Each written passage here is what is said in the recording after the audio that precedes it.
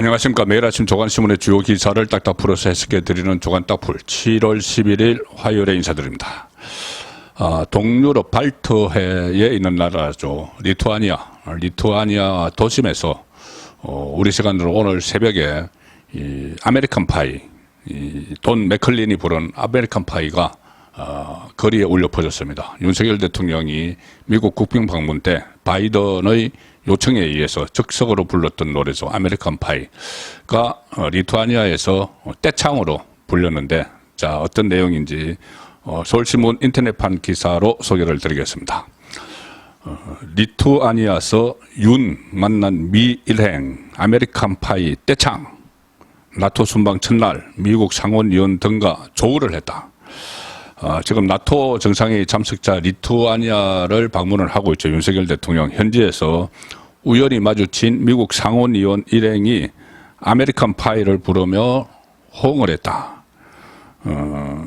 리투아니아 수도 빌뉴스에 어젯밤 늦게, 오후 늦게 현지 시간으로 도착을 했는데, 윤석열 대통령 부부 김건희 여사와 함께 좀 시차 적응 이런 것을 위해서 구시가지를 산책을 하던 중에 야외 식당에서 식사를 하던 피트 리케처 미국 상원의원을 만났습니다. 오늘, 그러니까는 그 다음날 새벽에, 그러니까 오늘이죠. 이 윤석열 대통령이 이 미국 의원들과 접견을 하기로 되어 있었는데, 그 이야기를 나누던 중에 리케처 의원과 식사 중이던 다른 미국 대표단이 윤석열 대통령이 4월 미국 국빈 방문 때 불러서 화제가 된 아메리칸 파이를 떼창으로 불렀다. 자, 돈 맥클린의 아메리칸 파이. 그때 만찬장에서 윤석열 대통령이 멋들어지게 불렀죠. 그래서 화제가 됐는데, 그 열창 후에 빌보드 차트에서 이 오래된 노래, 아메리칸 파이가 다시 50위로 껑충 뛰어서 6주 동안 50위를 기록했다. 자, 그런 보도도 있었습니다. 윤석열 대통령 이런 모습이 어떤 뭐 소프트한 그 면이지만은, 외교에서 저 문재인 전 대통령과 완전히 다른 방향으로 한미일 동맹 강화, 그리고 나토 정상회의 지금 두 번째 참석을 합니다. 임기 중에 벌써 두 번이 됐습니다.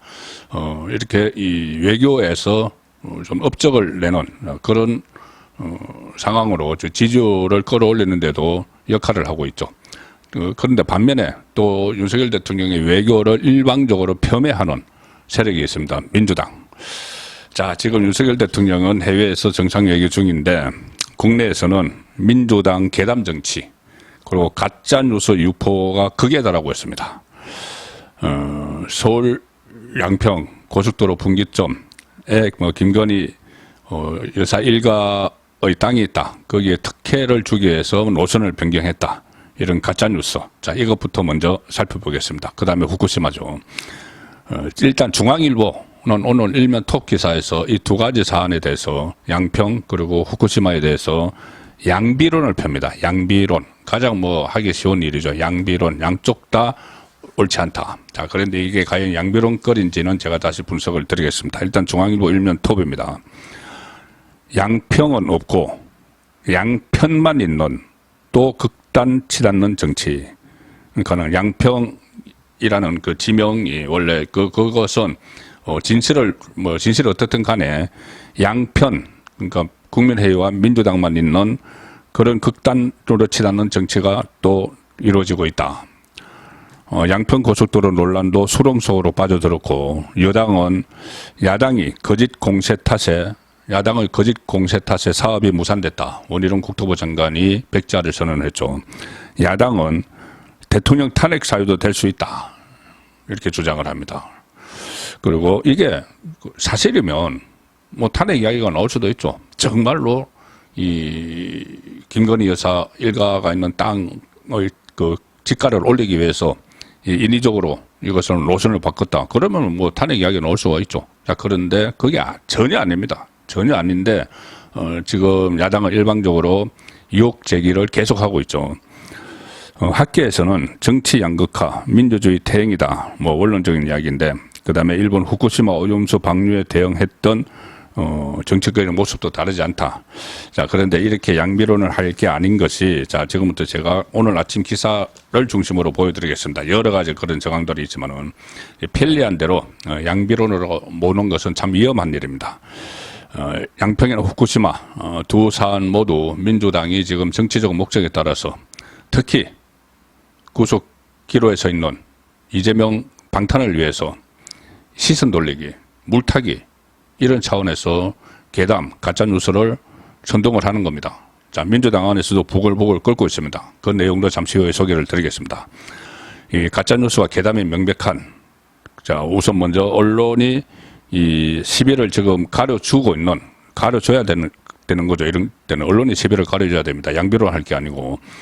자, 먼저 양평부터 보시겠습니다. 오늘 동아일보 6면 기사, 그리고 조선일보 5면 기사를 같이 보여드리죠.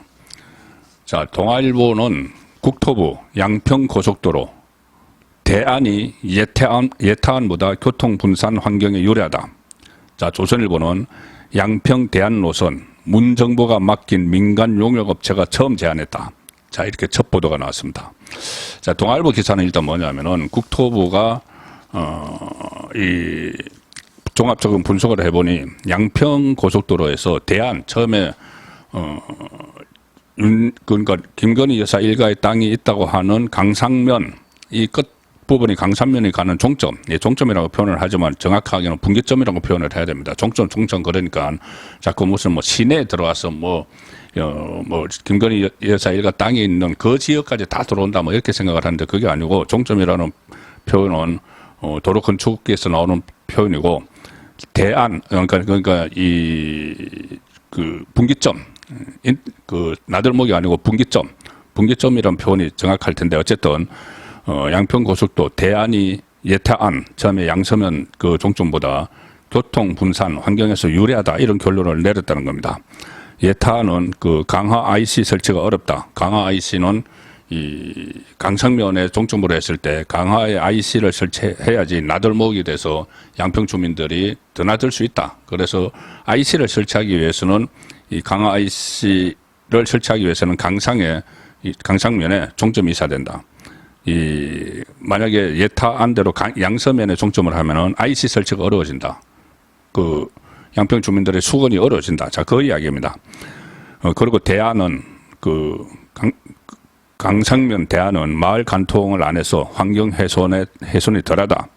자, 이런 그 국토부가 이런 발표를 지금 했고 어제 정부 최종청사에서 백브리핑을 열고 예타 시점에 양서면이었던 서울 양평 고속도로 종점이 올해 5월에 공개된 대안 노선에서 강상면으로 바뀐 데 대해 그렇게 설명을 했습니다. 자, 그리고 조선일보가 단독 보도한 기사는 양평 대안 노선이 사실은 양평, 그러니까 이 대안 노선이라는 게 김건희 여사 일가의 땅이 있는 강상면으로 이 노선으로 바꿨다. 그래서 윤석열 정부 들어서 원희룡 국토교통부 장관이 그 김건희 여사 땅 값을 높여주기 위해서 계획을 변경했다. 이게 민주당 주장의 핵심이죠. 자, 그런데 그 노선을, 그러니까 강상면으로 가는 노선을 이미 문재인 정부가 맡긴 민간 용역업체가 처음 제안을 했다. 문재인 정부 때 제안이 된 거다. 그런데 무슨 그 노선 바뀐 걸 가지고 인위적으로 바꿔서 뭐 땅값을 올려주려고 했다고 하느냐, 그 이야기가 되는 겁니다. 이 업체가, 그러니까 문재인 정부가 맡긴 용역업체가, 민간 용역업체가 2달간 타당성을 조사를 해서 그런 결론을 내렸습니다. 대안 노선이 낫다. 그래서 정치 고려가 없는 기술자 시각에서 판단을 한 거다. 그리고 조금 전에 말씀드린 대로 양평 주민의 수건인 IC를 만들려면, 인터체인지를 만들려면 노선 변경이 어차피 불가피했다. 대안 노선은 수년 전부터 지금 거론되어 왔다. 그러니까 강상면으로 가는 대안 노선이, 가령 대우건설이 2018년 민자사업 추진을 할 때 대안 노선과 유사한 안을 이미 검토를 했다. 자, 그러니까 이게 양비론을 할 게 아니죠. 다 나오는 겁니다. 이게 민주당 정권에서 이미 다 검토를 했고, 그리고 특히 제가 계속 말씀드리지만은 이 분기점 이것은 그 돈이 안 되는 겁니다. 땅값이 오르지 않고 오히려 그 고가도로 다른 중부 내륙 고속도로 옮겨 타는 그 길이기 때문에 그 밑에 있는 고가도로 밑에 있는 이 땅은 오히려 이 소음, 진동, 그 먼지 이런 것 때문에 오히려 지가가 가치가 좀 추락하는 떨어지는 그런 그 결과를 빚게 되는데 그걸 지금 특혜라고 무조건 몰아붙이는 거죠. 이 민주당이 김건희 여사 일가 특혜 의혹을 제기하는 이 대한노선은 문재인 정부가 선정한 민간업체가 2달간 타당성 조사를 벌여서 제시한 안으로 10일 드러났다. 당시 복수의 민간업체는 경제성과 환경성, 주민 수용성 등을 이유로 들어서 기존 예타 통과안, 그러니까 양서면 종점을 대한노선으로 변경하는 방안을 검토해야 한다고 국토교통부에 보고를 했다. 야당 주장처럼 윤석열 정부가 노선 변경을 지시한 게 아니라는 의미다. 자, 이까지 나왔는데도 또 뭔가, 그러니까 진실과는 상관없이 막 그 의혹을 제기를 할 겁니다. 민주당은 지금 앞으로도. 오죽하면 원희룡 장관이 이 사업 백자를 선언을 했겠습니까? 똑같은 패턴을 보이는 것이 지금 또 하나 있죠. 후쿠시마. 이것도 마찬가지로 그전에 또 강호병과 마찬가지로 진실 여부와는 상관없이 그냥 정치적 공세를 펼치는 겁니다. 일본까지 갔습니다. 자, 중앙일보 오면 기사입니다. 민주당 또 일본 집단 원정. 그런데 당내에서 아니 167석을 맨날 장외 투자에만 쓰느냐 이런 볼멘 소리가 나오고 있습니다. 후쿠시마 괴담 여기에 대해서는 당내에서도 지금 피로감을 호소하는 그런 지경까지 왔는데 얼마 전에 국회 로텐더홀에서 뭐 철학 무슨 뭐 토론을 한다고 뭐 했다가 또 한 시간 지나니까 뿔뿔이 흩어지는 그런 상황이 있어서 화제가 됐었죠.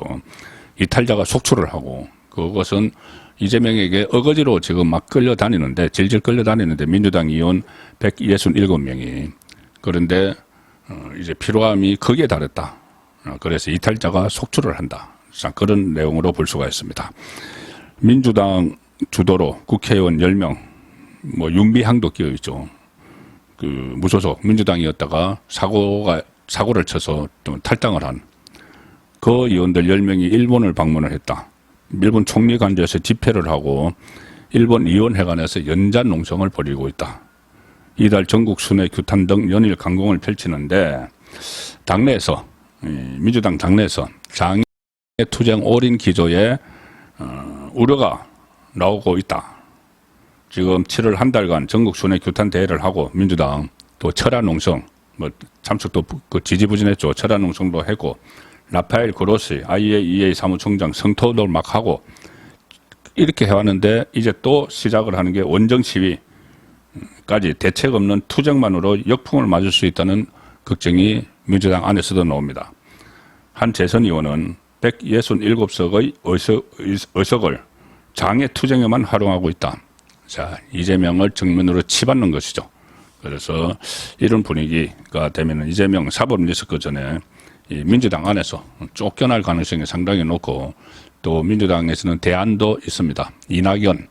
오늘 이낙연, 이재명 뭐 저녁에 막걸리 회동을 한다는데 그것이 민주당을 봉합하기보다는 아마 갈라지는 그 시작점이 아닐까 그렇게 보입니다. 좌파 진영에서 뭐 이재명 사실상 골칫거리입니다. 대놓고 이야기를 못해서 그렇지 이재명이 아직은 공천권을 행사할 가능성이 있기 때문에 이재명 못지않은 또 하나 좌파 진영의 골칫거리가 있죠. 조국입니다. 자, 조선일보와 동아일보, 중앙일보입니다. 조선일보와 중앙일보 사이명 기사를 같이 보여드리겠습니다. 중앙일보 사이명 기사는 조국 아들 석사학위 반납 연세대 대학원 연세대 척 규정 없어 난감. 자, 조선일보 사이명 딸 소송 치화 아들 학위 반납 조국 진짜 출마하나 야당설 출마설 신당설 분분하다. 며칠 전에 이 조민이 그 본인의 이제 기소가 8월 말에 공소시효가 되는데 그 전에 기소할 가능성이 상당히 높아졌다. 그러니 갑자기 뭐 착한 척을 했습니다. 선한 척, 반성하는 척. 고려대학교, 부산대학교가 자신의 학부 입학과 의학전문대학원 입학을 취소했는데 그것이 또 부당하다고 소송을 제기를 해놨는데 자, 그 소송을 또 취하하겠다. 갑자기 모두 취하하겠다. 의사면허는 반납한다고 이미 알려드린 바 있다. SNS에서 모든 것을 다 버리고 초심으로 돌아가 원점에서 다시 시작하고자 한다. 이 원점에서 초심으로 돌아가 원점에서 시작하고자 하는 사람이 무슨 뭐 SNS를 통해서 뭐 유튜브를 개설을 해서 뭐 음반을 취입을 하고 자기 아버지 그 뭐 전국 순회 북콘서트 하는데 따라가고 아니죠. 정말 초심으로 돌아가서 반성을 하면 그런 모습을 보이는 건 아니죠. 그러니까 이것이 쏘일 거라는 생각을 하는 겁니다. 기소를 피하기 위해서. 그런데 단순히 기소를 피하기 위한 게 아니고 또 하나의 목적이 있는 것 아닌가. 왜 조국의 딸뿐이 아니고 아들까지 갑자기 연세대 그에서 받은 그 석사학위를 취하하겠다. 그런데 연세대에서는 이게 그겁니다. 최강욱이 지금 유죄받았죠. 최강욱이 법무법인에 있을 때 거기서 뭐 아들이 인턴 생활했다고 가짜로 이렇게 인턴 증명서, 딸뿐이 아니고 아들도 그때 가짜로 허위 인턴 증명서 발급받아서 그 연대 정형외과 대학원 가면서 제출을 했죠. 그래서 뭐 합격을 해가지고 이 석사학위를 받았는데 이제 와서 이제 그것을 반납하겠다. 그런데 연대에서는 아니 학위 한번 준 거를 다시 반납하는 규정은 없다. 그러니까 이 사람들은 조국 일가는 자기들 마음대로입니다. 자기들 뭐 기분 내키는 대로 이렇게 하고 저렇게 하고 자기들 이익에 따라서 뭐 갑자기 뭐 가처분 신청을 했다가 취소하겠다고 하고 뭐 유튜브 만들었다가 뭐 또 음반 취입하고 또 갑자기 그 자기들 마음대로 학위 반납하겠다고 하고 자 이렇게 되니까 이 조실보 분석대로 딸이 소송 취하, 아들 학위 반납, 조국 진짜 총선에 출마하느냐 이 이야기가 나오는 겁니다. 민주당 안팎에서는 이런 행동들이 조국이 내년 총선 출마를 위한 정치 작업에 나섰다 이런 말이 나오는 겁니다. 요런의 문매를 맞은 가족 문제들을 정리하고 총선에 나서는 전략이다 이렇게 보는 거죠. 정경심 씨는 또 어떡하죠 그러면? 정경심 씨는 지금 교도소에 있는데 말이 안 되는 이야기들을 지금 하고 있습니다. 민주당 재선 의원은 이렇게 이야기합니다. 호남에선 조국 전 장관을 안타깝게 생각하는 정서가 있는데 광주 같은 곳에선 조국 전 장관이 무소속으로 나와도 당선될 가능성이 있다. 정말 그럴까요? 조홍천 의원은 최근 라디오에서 조국과 추미애 두 전직 법무부 장관이 손잡고 신당을 창당해 총선에 출마할 것으로 예상하기도 했다. 자, 추미애와 또 손을 잡는다.